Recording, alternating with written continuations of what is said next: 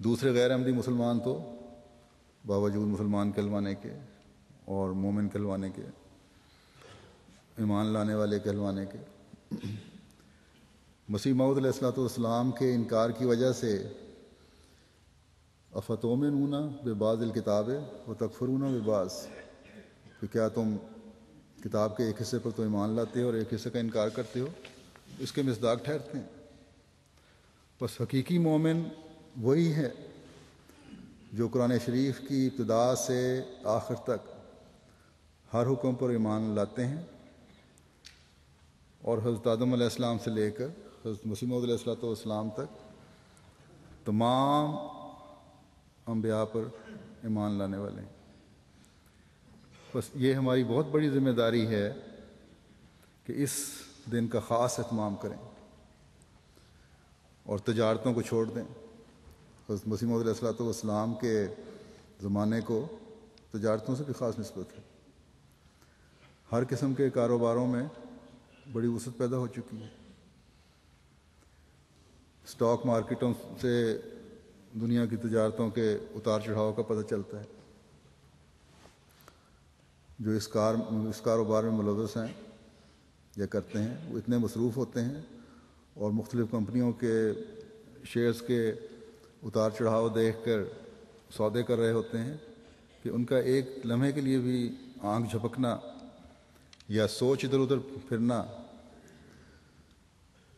اس بولی کے دوران یا ریٹ اوپر نیچے ہونے کے دوران ان کو لاکھوں کروڑوں اربوں کا گھاٹا ڈلوا دیتا ہے۔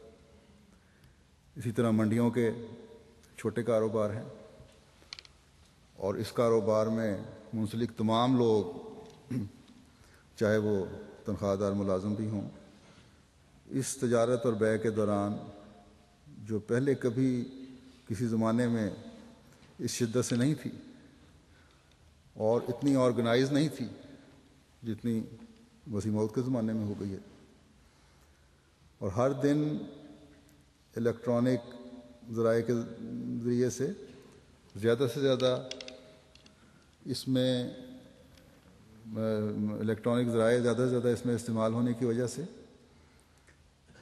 تجارت کے لیے وقت کی اہمیت بھی بہت بڑھتی چلی جا رہی ہے۔ تو اللہ تعالیٰ فرماتا ہے کہ جتنی بھی چاہے بڑی تجارت ہو، جتنا چاہے تمہارے پاس وقت کی کمی ہو، نماز جمعہ کے مقابلے میں اس کی کچھ بھی حیثیت نہیں، اور تمہارا وقت نکال کر اپنے تمام ممکنہ نقصانات کو پس پش ڈال کر جمعے کا اہتمام کرنا بہرحال ضروری ہے۔ اور چھوٹے موٹے کاروباری لوگوں کے لیے تو کوئی بہانہ پھر رہ ہی نہیں جاتا۔ بس ہم احمدی آج وہ مومن ہیں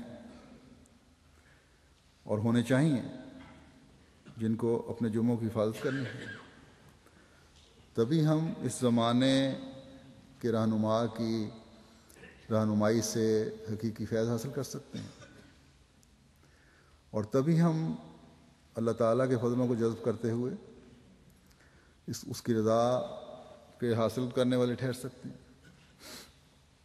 جمعہ کی اہمیت کے بارے میں حضرت صلی اللہ علیہ وسلم نے کس طرح ہمیں فرمایا اور یہودیوں اور عیسائیوں سے کس طرح ہمیں ممتاز فرمایا ہے، اس کا ایک روایت میں ذکر آتا ہے۔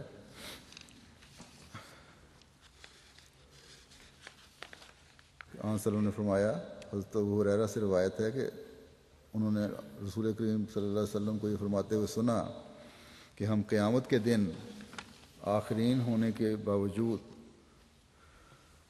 سابقین ہوں گے، باوجود اس کے کہ انہیں کتاب پہلے دی گئی ہے۔ پھر یہ ان کا وہ دن ہے جو ان پر فرض کیا گیا تھا، مگر انہوں نے اختلاف کیا، مگر خدا تعالیٰ نے ہماری اس کی طرف درست رہنمائی کر دی۔ اب لوگ ہمارے پیچھے ہی چلیں گے، یہود ایک دن بعد اور نصارہ پرسوں۔ یہ بخاری کی حدیث ہے، کتاب الجمعہ اور فرض الجمعہ کے باب میں ہے۔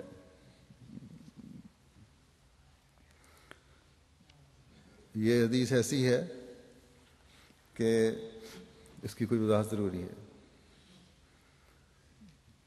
اس سے میں ایک تو میں مختصر یہ بتا دوں کہ جماعت میں حضرت مسیح ثانی رضی اللہ عنہ کے زمانے میں یہ کام حضرت سید ولی اللہ شاہ صاحب کے سپرد ہوا تھا کہ بخاری کی کوئی حدیثیں جمع کریں اور پھر اس کی تھوڑی سی شرح بھی لکھیں.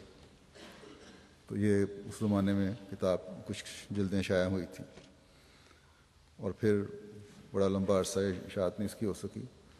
اب کچھ سال ہوئے میں نے ایک نور فاؤنڈیشن قائم کی ہے. اس کے تحت احادیث کی کتب کی اشاعت جماعت میں بھی ہو رہی ہے اور مسلم کی کئی جلدیں اور بخاری کی کئی جلدیں شائع ہو چکی ہیں. تو بہرحال شاہ صاحب نے جو اس کی شرح لکھی ہے وہ ایسی ہے کہ اس سے اس حدیث کی وضاحت ہوتی ہے.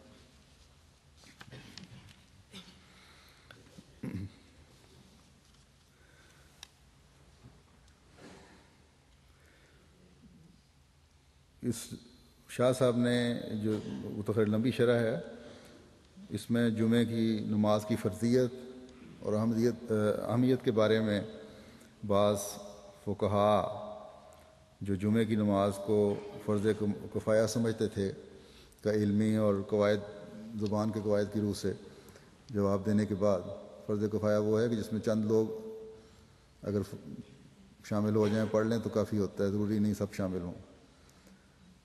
تو یہ اس کو غلط ثابت کیا انہوں نے کہ یہ فرض کفایہ نہیں ہے بلکہ فرض ہے اسی طرح جس طرح نمازیں فرض ہیں. پھر سبت کے لفظ کی لغوی بحث کی ہے اور یہودیوں کی تاریخ اور تعامل سے یہ بیان کیا ہے جیسا کہ اس حدیث سے پتہ چلتا ہے کہ جمعے کا دن ہی یہودیوں کا بھی سبت کا دن تھا یا اس کا کچھ حصہ شامل تھا اس میں جو بعد میں ہفتے میں بدل گیا. تو شاہ صاحب کی جو شرح ہے اس کا کچھ حصہ اس تعلق میں پیش کرتا ہوں. ایک تو یہ ہے کہ سبت کے لغوی معنی لسان العرب کے تحت اس کا معنی ہے اس کے کہ کام کاج چھوڑ کر آرام کرنا, اور اصطلاحی معنی یہ ہیں کہ مشاغل سے کلیتاً منقطع ہو کر اللہ تعالیٰ کی عبادت میں مشغول ہو جانا. ایک روز عبادت میں سارا دن مشغول رہنے کا حکم بنی اسرائیل میں مخصوص تھا جس کا ذکر خروج باب 31 آیت 14 تا 16 میں بھی ہے, خروج اور دوسری جگہ بھی ہے آیت میں, خروج میں ایک اور جگہ بھی, اخبار میں بھی ہے. بہرحال تو اس حکم کی آخر انہوں نے خلاف ورزی کی جس کی وجہ سے ان کو سزا ملی. تو جمعے کا روز یہ ان کی میں وضاحت پڑھ رہا ہوں شاہ صاحب کی اس حصے کی. جمعے کے روز مسلمانوں کے لیے ایسی کوئی پابندی نہیں جیسی بنی اسرائیل کے لیے تھی. اللہ تعالیٰ قرآن مجید میں اس خصوصیت کا ذکر بائیں الفاظ فرماتا ہے کہ انما جعل السبت علی الذین اختلفوا فیہ. سبت یعنی مشاغل دنیا سے منقطع ہو کر اللہ تعالیٰ کی عبادت میں مشغول رہنے کا حکم انہی لوگوں کے لیے مخصوص تھا جنہوں نے اس کی خلاف ورزی کی. اس آیت کا یہ معنی نہیں کہ 7واں دن ان کے لیے مقرر کیا گیا تھا.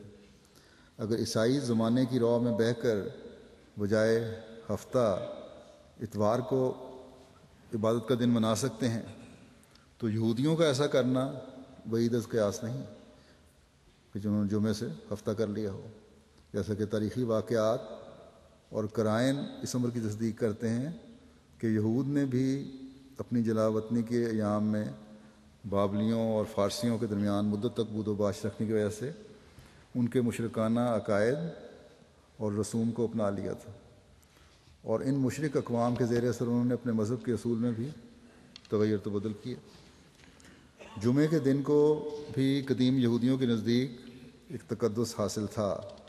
چنانچہ رومانی احکام اور فیصلہ جات جو مورخ یوسفس نے اپنی مشہور تاریخ میں نقل کیے ہیں ان سے صاف معلوم ہوتا ہے کہ جمعہ اور ہفتہ دونوں دنوں میں اس بات کو قانوناً ممانعت تھی کہ کوئی یہودی کسی مقدمے میں مجسٹریٹ کے سامنے پیش ہونے کے لیے بلایا جائے.